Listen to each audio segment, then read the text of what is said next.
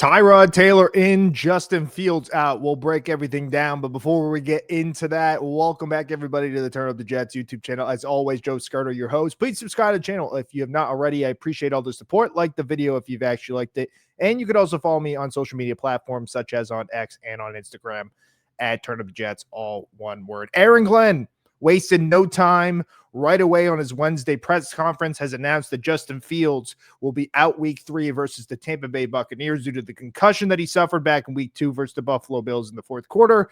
And 15-year veteran Tyrod Taylor will get his first start since the year of 2023 with the crosstown rivals of the New York Giants. So kind of not surprising, I guess. I was really feeling the way that Fields wasn't going to get through concussion protocol to be ready for Sunday, and especially the way that Aaron Glenn voiced his opinion, saying that if he can't practice before Friday, he's not playing, because you can't just throw him out there. This is not a wily veteran starting quarterback in the NFL. This is still a quarterback that is taking baby steps to progress every week, and we've seen a really good start and a really bad start, so you couldn't just throw him in the fire against a top-tier team like Tampa Bay.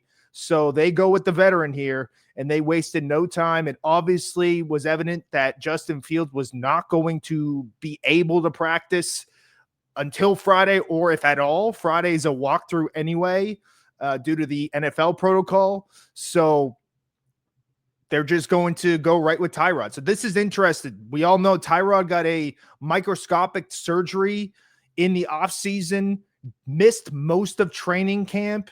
But Aaron Glenn doesn't seem too concerned, because they said, like, are you worried about his lack of reps? And he said, well, he's had 14 years of reps. And that's very true. This guy has been in the NFL for a very long time. He's 28-1 as a starter, 69 touchdowns to 29 interceptions. You can win with him flat out, or you can at least compete with him. I'm not saying they're going to beat Tampa Bay with him. I'm just saying he's a competent backup. There's a reason why he keeps getting contracts year in, year out, no matter what the team is, for the last now 15th season. Quarterbacks that aren't competent don't last for 15 years. He's well respected. He's a leader. And this is a guy that you feel okay if you had to use him, and you felt like that going into the season. And obviously this was the last resort. We didn't want to see Justin Fields go down, but that's the NFL. Injuries happen, and we kind of had to prepare ourselves anyway for this happening due to, Fields having to miss games in the past just due to how he plays, his running style. So you're going to have to get what you get with Tyrod Taylor. And I'm not really concerned with the lack of snaps in the offseason. He was with the Jets last year. Yes, it was a different offense, but still some of the same players in terms of skill position players in the offensive line. So you still have somewhat continuity. He looked okay last week. I mean, he was 7 for 11 with a touchdown. So I don't know. We'll have to see, but it is, I think, the right move to have this announced sooner rather than later. Like, they didn't want to drag their feet with Justin Fields of whether, he was going to play or is he practicing today. He came right out and said he's out.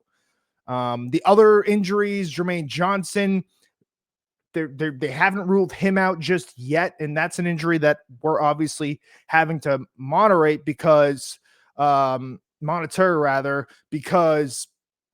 if he's out, Michael Clemens is going to be the starting edge rusher for the Jets, and that is everyone's worst nightmare. How he's still on the roster, I don't know. I didn't really expect him to get cut, because you kind of can't. You could, but you kind of can't cut back-to-back guys back-to-back weeks. And it's more so because, like, you don't have anyone to replace Michael Clemens with right now. You had people to replace him a couple weeks ago, but Jadeveon Clowney, a respected, solid vet, was sitting out there. The Dallas Cowboys snatched him right on Sunday after their victory against the Giants. So he's no longer there. Zadarius Smith, I believe, signed as well. So those guys were out there all offseason. I don't know what Darren Muji and Aaron Glenn were thinking, going right with Clemens as their edge rusher 3, but that's the name of reality. And if Johnson doesn't play, and we should have expected that too, because Johnson was already in the snap count and he had more snaps than expected, but this dude's still coming off the Achilles. If he can't play, Clemens is going to start, and that's just extremely alarming against a really good Tampa Bay offense. Yes, the offensive line is beat up for them.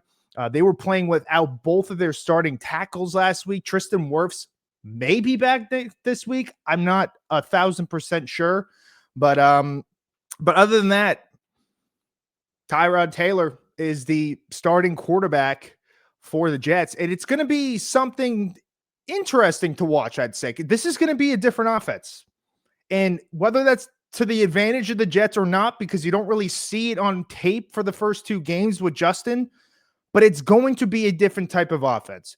There's going to be less RPOs, and there's going to be more aggressiveness in the passing game, and I 100% expect that.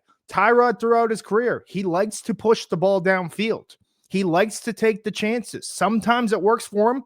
Sometimes it doesn't.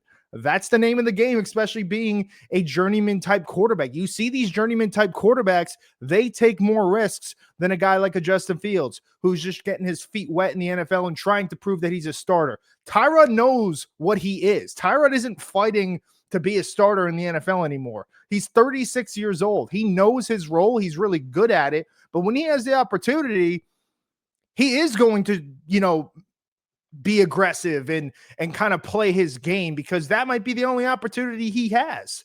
So I'm not optimistic, but I'm curious to see what the offense with Engstrand looks like with Tyrod in comparison to Justin, because I do think it's going to be a difference. And the big thing is, this guy's played a lot of football. That's huge. He's going to have command of the huddle. He's going to have command with the offense. I'm not really concerned about his knowledge about the offense. He's been in the league for a very long time, so I'm not really overly concerned that he didn't get the snaps and he didn't get a lot of reps. Say what you want. Last week, I thought he looked good. He played maybe Buffalo's JV team, but he can operate the offense. Like, Garrett Wilson is going to benefit having Tyrod Taylor in. And no, I was not one of the people, and I know there were people out there that were vouching for Tyrod over Justin Fields when Fields was having struggles in practice. I thought that was crazy. You had to go at Fields because there's no end game with Tyrod. However, you're at a spot now, you're kind of desperate. You're 0-2. Hypothetically, and I don't think the Jets win this week. I'll flat out say that. I don't see the Jets winning this week. But hypothetically, because this is now the question that us delusional Jets fans ask for to ourselves, if Tyrod comes in and beats Tampa Bay, and then he gets to start against Miami and beats Miami and they're 2-2, what do you do? That's going to be the question. Hypothetically, you start Tyrod at that point, in my opinion. But before the season, I thought that was crazy. You don't start Tyrod. There basically is no difference, I would say, between them. Their playing styles are different. Fields has more mobility. He has a good arm, but Tyrod is more accurate in the deep passing game. Tyrod is less mobile, but he can still move in the pocket if he needs to.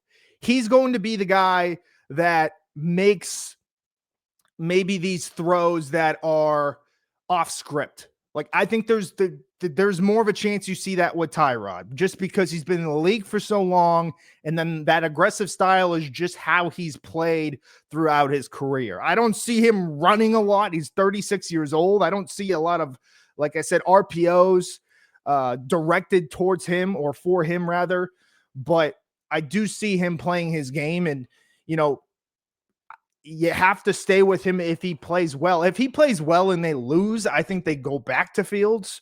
But if he plays well and they win, or if they just win, he's going to start again. And I hope there is controversy at the quarterback position. Controversy at the quarterback position. Because you know what? That means they did beat Tampa Bay. They're 6.5-point underdogs. I don't think there's much of a chance for them to win. However, there is some stats here. He's very good against the spread as underdogs. Baker Mayfield is not very good in the spread as favorites. I think he's 8-7-1 as a favorite in Tampa Bay. Tampa Bay hasn't been 3-0 since 2005. I'm just trying to make some hope here, but yeah, I'm interested to see how this offense looks with Tyrod. It is what it is, right? And I think it's going to be something to watch, but I also don't think it's in between. There's nothing. He's going to play either really well or really poorly, and I think that's just the name of the game when you get a 15-year vet who's been around the league, hasn't made a ton of starts the last couple of years. He hasn't made a start since it was 2023. I think he made 5 starts in 2023 and then 6 starts in 2021 when he was in Houston. So only 11 starts since 2021. And this will be his first start as a New York Jet. Of course, Aaron Rodgers played all 17 last year. We saw him in San Francisco in the beginning of the year. We saw him late against Buffalo. And then, of course, we saw him again against Buffalo. It seems like that's going to be a theme there last week. So we'll continue to, preview this game. It's going to be a lot different now with the quarterback. Again, I don't think for negative or positive, it's a huge change. It's going to be a huge change how the Jets look offensively in terms of their scheme, but in terms of like the talent of the quarterback, I don't think there's a drop off and there's really not an upgrade.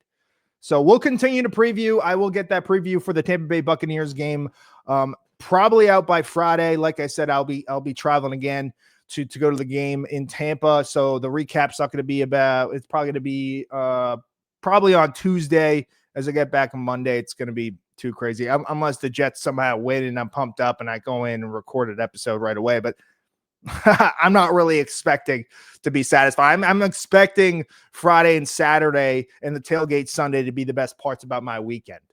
I'm expecting a nice casino day on Saturday for college football and then being terribly disappointed at 4 p.m. on Sunday. The Jets fans have to prepare for this. But anyway, I appreciate everyone watching the video. Please subscribe to the channel if you have not already. I appreciate all the support trying to get to 400 subscribers. Like the video if you've actually liked it. You could also follow me on other social media platforms such as on X and on Instagram. Until next time, see ya.